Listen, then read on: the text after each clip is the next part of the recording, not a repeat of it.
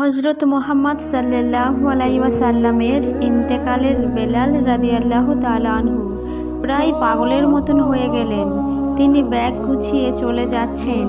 সাহাবীরা তাকে এই বিষয়ে জিজ্ঞাসা করলে তিনি বললেন, যে দেশে মহানবী সাল্লাল্লাহু আলাইহি ওয়াসাল্লাম নেই, আমি সেখানে থাকব না। এরপরে তিনি মদিনা ছেড়ে দামেস্কে চলে যান। কিছুদিন পরে বেলাল রাদিয়াল্লাহু তাআলা আনহু স্বপ্ন দেখলেন যে মহানবী সাল্লাল্লাহু আলাইহি ওয়াসাল্লাম তাকে বলছেন, হে বেলাল রাদিয়াল্লাহু তাআলা আনহু, তুমি আমাকে দেখতে আসো না কেন? এই স্বপ্ন দেখে তিনি মহানবী সাল্লাল্লাহু আলাইহি ওয়াসাল্লামের রওজা মোবারক দেখতে মদিনার উদ্দেশ্যে রওনা হলো। বেলাল রাদিয়াল্লাহু তাআলা আনহু এর আগমনের খবরে মদিনাবাসী আনন্দে আত্মহারা হয়ে যায়।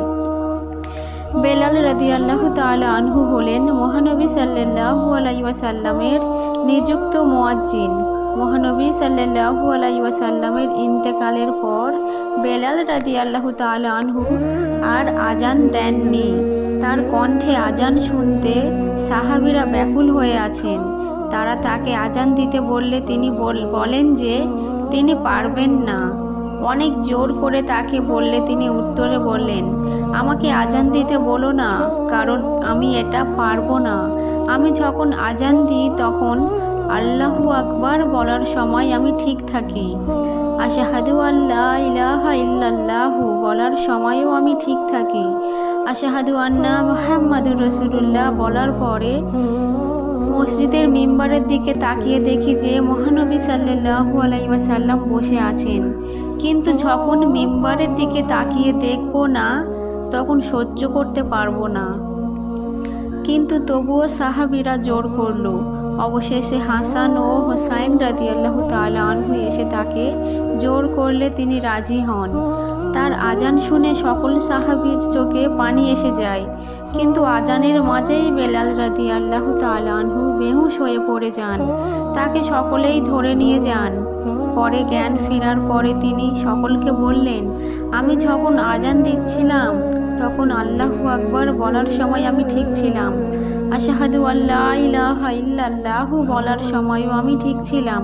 কিন্তু আশহাদু আন্না মুহাম্মাদুর রাসূলুল্লাহ বলার সময় মসজিদের মিম্বারের দিকে তাকিয়ে দেখি যে মহানবী সাল্লাল্লাহু আলাইহি ওয়াসাল্লাম আজ সেখানে বসে নেই। এই দৃশ্য আমি সহ্য করতে পারলাম না, তাই জ্ঞান হারিয়ে পড়ে গেলাম। বাগদাদ শহরে এক মসজিদের ইমামের স্ত্রী ছিল অত্যন্ত সুন্দরী, রূপসী এবং সুনয়না। স্থানীয় এক মাস্তান যুবক হঠাৎ একদিন ইমাম সাহেবের স্ত্রীকে দেখে তার প্রতি ভীষণ আসক্ত হয়ে পড়ে এবং এরপর রীতিমতো তাকে বিরক্ত করতে থাকে। একদিন ইমাম সাহেবের বাড়িতে প্রবেশ করে যুবক বলল, হে সুন্দরী মহিলা, আমি ইতিমধ্যে তোমার প্রতি খুব দুর্বল হয়ে পড়েছি।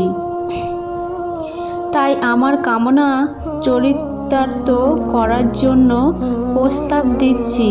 তুমি কি আমার প্রস্তাবে রাজি? মাস্তান যুবকের প্রস্তাব শুনে মহিলা ভয়ে আড়ষ্ট হয়ে গেলেন।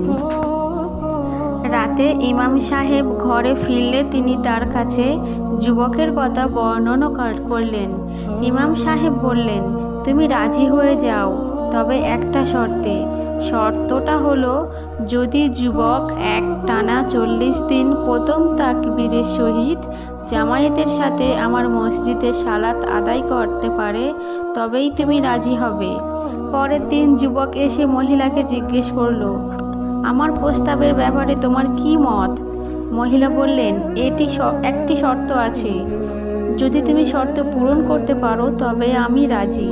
তখন যুবক বলল, কি শর্ত? মহিলা বলল, শর্তটি হলো বিরতি না দিয়ে একটানা 40 দিন প্রথম তাকবীরের সহিত জামায়াতের সালাত আদায় করতে হবে। যুবক বলল, এটা তো সহজ শর্ত, এর চেয়ে কঠিন শর্ত দিলেও আমি রাজি হতাম। যুবক পরের দিন ওযু করে সুন্দর পোশাক পরে সালাত আদায় করতে আসলো। ইমাম সাহেব সালাতের পর মোনাজাত করে বললেন, হে আল্লাহ, এক পথহারা যুবককে তোমার দরবারে এনেছি। এখন পথ প্রদর্শনের মালিক তুমি। যুবক শর্ত মোতাবেক জামায়াতের সাথে সালাত আদায় করে যাচ্ছে। ফজরের পর জোহরের জন্য অপেক্ষা করে, জোহরের পর আসর, এরপরে মাগরিব, এশার পর কোনো বিরতি নেই।